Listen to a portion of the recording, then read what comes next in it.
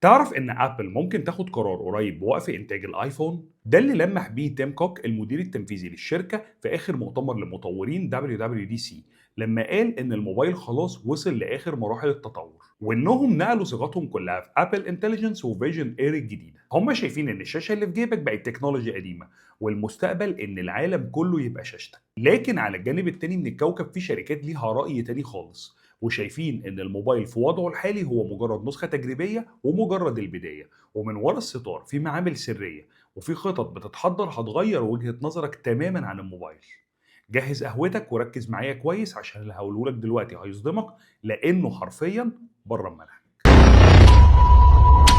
في الوقت اللي شركة أبل كانت بتقول فيه إن الموبايل خلاص انتهى، كانت شركة أونر ليها رأي تاني خالص، وده اللي أعلنته في مؤتمر برشلونة الأخير للمطورين. الموبايل اللي أعلنت عنه مش مجرد تليفون، ده حرفيا روبوت شخصي في جيبك. السر في معالجات الذكاء الاصطناعي الأوفلاين الجبارة اللي خلت الجهاز بيشتغل بوعي ذاتي من غير ما يكون كونكتد بالإنترنت، وده بفضل جيل تالت من مستشعرات تتبع العين الاي تراكنج.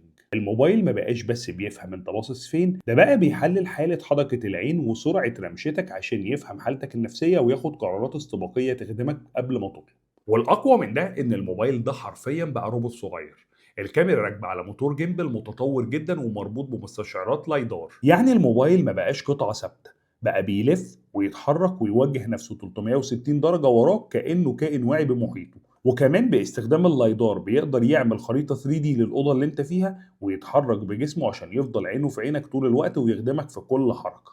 احنا ما بنتكلمش عن موبايل بيصور، احنا بنتكلم عن روبوت ذكي واخد شكل الموبايل. وعلى الناحية التانية شركة سامسونج وشركة لينوفو قرروا يهدوا المعبد تماما ويخرجوا بره سجن الشاشات الثابتة. بس احنا ما بنتكلمش عن الشاشات الفولدبل اللي عرفناها بقالها سنين، احنا دخلنا على عصر تاني من الأجهزة المطاطة. سامسونج في معرض سي اس 2026 بهرت العالم بالجيل الأحدث من الرولابل فليكس، موبايل ملوش حجم ثابت بيلف حوالين معصم إيدك كأنه ساعة، وبضغطة زرار المحركات المايكرو بتفرده قدامك لتابلت 10 بوصة كامل من غير كسرة واحدة في نص الشاشة.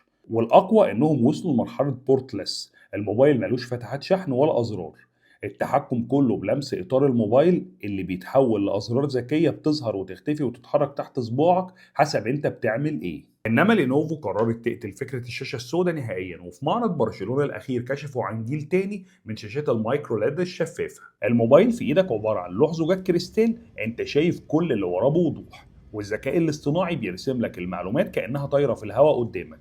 والتقيل إنهم عالجوا أكبر عيب وهو الخصوصية، وضافوا طبقة كريستال سائل ذكية، بضغطة زرار الشاشة بتتحول لأسود داكن عشان تتفرج على فيلمك بخصوصية كاملة. هما هنا بيحولوا الموبايل لعدسة واقع معزز بتدمج الذرات بالبكسلات، وبيراهنوا إن الجهاز ده هو اللي هيغنيك تماما عن نظارات أبل. إنما موتورولا وإنفينكس بيلعبوا على جينات المادة بتكنولوجي اسمها إي إنك بريزم 3، اللي بدأت في 2024 وفي 26 بقت هي اللي بتصنع جسم الموبايل بالكامل. الظهر ما بقاش بس بيغير لونه، ده بقى بيغير كثافته المادية. يعني لو الموبايل حس بحركة سقوط مفاجأة، الظهر بيتحول لمادة بوليمر سايلة بتمتص الصدمة وتوزعها وبعدين يرجع صلب تاني. ده موبايل حرفيا بيحمي نفسه بنفسه ومش محتاج لكفر بلاستيك يغطيه. والاقوى بقى ان التكنولوجي دي بقت باي ستيبل، يعني الموبايل بيفضل محتفظ بالشكل والملمس واللون الجديد للابد من غير ما يستهلك نقطة طاقة واحدة من البطارية. ونروح لهواوي وأوبو اللي مركزين جدا على الجانب الطبي، وأعلنوا عن تليفون فيه مستشعرات تحليل كيميائي فوري تحت شاشة الموبايل. هواوي استعرضت نظام بيحلل مستويات الجلوكوز والكوليسترول واليوريك أسيد بدقة معامل التحاليل. والأقوى إن أوبو نزلت جهاز التنبؤ بالأزمات القلبية اللي بيراقب مرونة الشرايين لحظة بلحظة، وبيديك إنذار لو في خطر جلطة قبلها ب 24 ساعة بناء على تغير كيمياء دمك. هما بيراهنوا ان الموبايل هيفضل ضروري ببقاء لانه حرفيا بقى طبيب طوارئ مراقب حياتك بالثانيه. ونرجع بقى لابل، والسؤال هنا ليه مفيش انبهارات في الهاردوير من دي؟